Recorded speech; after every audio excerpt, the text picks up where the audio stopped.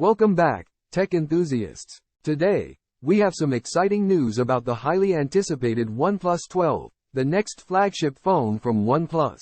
Even though the official launch is months away, numerous leaks and reports have already unveiled key details about the OnePlus 12. In this video, we'll dive deep into the latest leak, which includes 5K renders of the OnePlus 12, providing us with a comprehensive look at the phone's design. Now, let's take a closer look at these stunning 5K renders of the OnePlus 12, which have been shared by MSP in partnership with OnLeaks. These renders showcase both the front and back design of the phone, and they also give us a detailed view of the camera module. One noticeable change in the OnePlus 12's design, when compared to previous leaks, is the camera module. Unlike earlier renders, there's no steel plate just below the camera sensors. This change suggests OnePlus might be going for a sleeker and cleaner design. Another change is the Hasselblad branding, which has been simplified to just H. This could be a sign of a closer collaboration between OnePlus and Hasselblad in terms of camera technology. Despite these changes,